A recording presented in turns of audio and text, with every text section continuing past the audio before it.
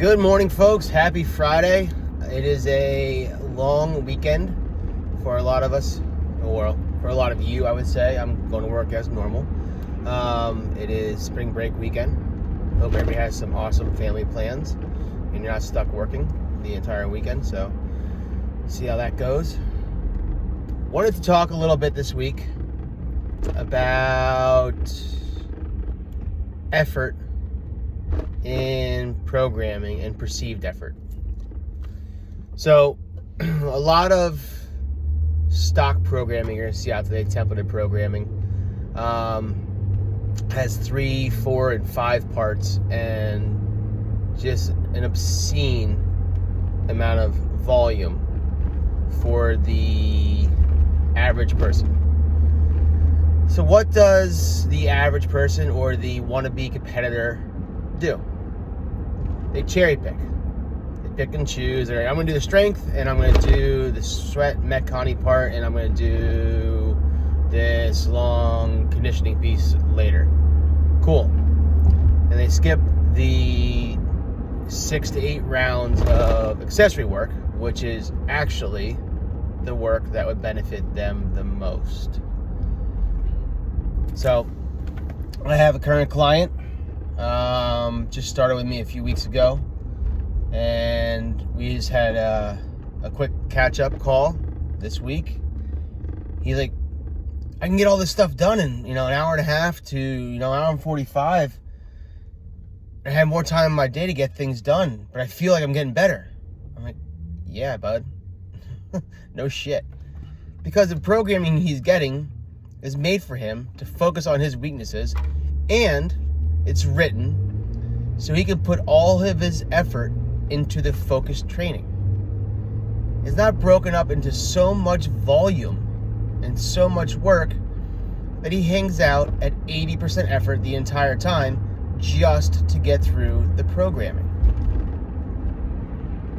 If you hang out and you do 4 and 5 pieces, you squeeze it in, you have 2 to 3 sessions a day, and to get it all in and to get it done, you have to keep yourself dampered down to that 80, 85, 90%. You're never going to be better than your 80, 85, 90% of effort. You're not going to be. All right? You are running that well dry.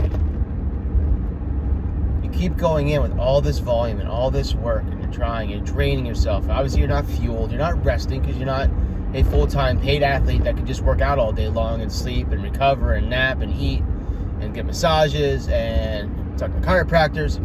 You just don't have that option. You are an athlete who has to work around work, kids, family obligations, running around, business, all those things. So why the hell are you following something that is 3, 4, 5 parts long that would take 2 to 3 sessions a day with a nap in between and 7 meals and 5,000 calories in food and massages and PT and everything else? Give me one example why that's a good idea. Give me one. That's all I need. One. You can't. It does not exist.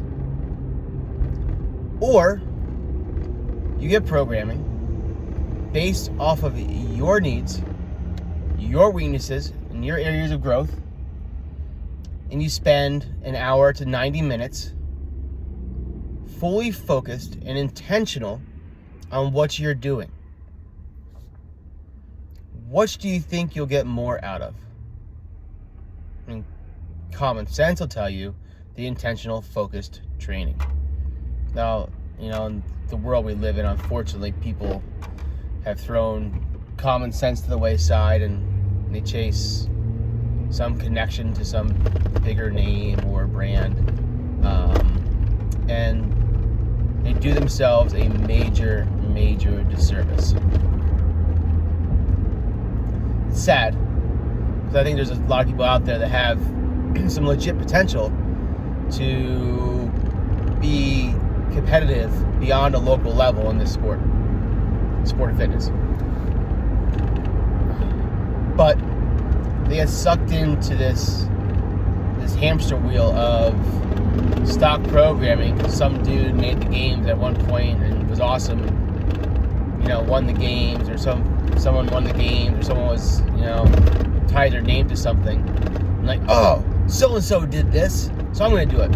First of all, they didn't do that. I'm telling you right now, the shit you're following is not what that athlete did. Okay? The athlete did something made for them, 100% designed to make them better, to focus on their weaknesses, written by a professional coach. They didn't write it themselves. Alright? And they're not writing it now. Sorry to burst your bubble, but these high-level athletes are not sitting there spending hundreds of hours writing programming for the general public to follow. They have people doing that for them. And they're like, cool, I approve this, use my name, sell it, I want money. It's a brilliant business model. I think it's great for that. I think it's great that these retired professional athletes have an avenue to use their name and make money. I think it's exactly what they need. Nothing wrong with it.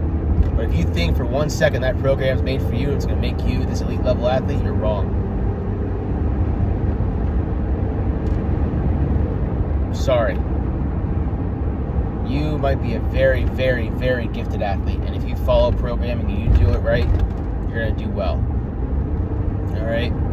That's 0.5% of the 1%. That's next to nobody that have these basic gifts that can follow stock programming and compete at a high level. What happens when you're following this templated programming and somehow, because of your natural ability, you make it to, let's say, you make it to the regionals, sanctions. You walk on that floor, there's all of these workouts, and you have to decide how you're going to approach them yourselves because you've been following something off the internet and you have no coach to help you there. You have no coach to tell you how to approach the workout based on your abilities, to tell you where the trap is within that workout. You have no coach to make sure you fuel, sleep, recover, stretch, cool down, warm up the correct way because you decided that online programming was good enough.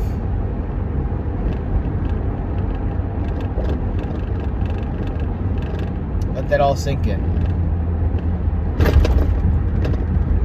Alright? Yes, templated programming is fine for group class if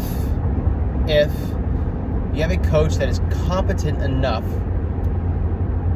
to adapt that programming to their class. It's a big if, because a lot of coaches out there that have taken weekend certs that have no idea how to read programming. Most of the time, if you can't write it and you don't have the knowledge base to write programming, you're probably not reading it very well either. So, I feel like I'm beating a dead horse here. I've talked about this before. But get a goddamn coach. If you want to go anywhere, if you want to be competitive, heck, if you don't want to be competitive and you just want to feel better and work on some things and be healthy long term, get a coach. They'll listen to you. They'll listen to your goals. They will assess your movement and needs, and then sit there and spend hours writing programming based off of what you tell them and what they see.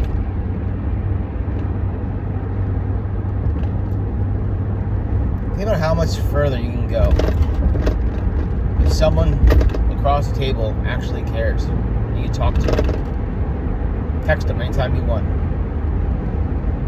Hey, I'm sick. I can't do my program today, but I want to do something to sweat. Can you give me something? Yeah. Hey, I'm traveling next week. I only have access to a hotel. What can I do to stay fit? What can I do to make sure I stay up on my game? Here you go. Hey, I'm feeling a little beat up. Joints hurt. What can I do to help my shoulder? What can I do to help my knee? I'm shifting when I squat. What can I do to balance my hips? don't think online programs can answer those questions. Guess who will? Your coach. If they're any good, that is. A lot of shit coaches out there too. So folks, I'll say it again, I've said it 1,000 times and I'll keep repeating it. If you have specific goals and you want to go somewhere in the sport of fitness, get a coach. Get a coach that listens, get a coach you can talk to, get a coach that responds, not someone that just sends you a Google sheet and says good luck. Alright? Sorry for the rant, but it needed to be said. Hope you all have a great spring break weekend. Like I said, the rain missed us here in eastern PA. It's going to be nice and sunny. So we'll talk to you soon, and have a good one.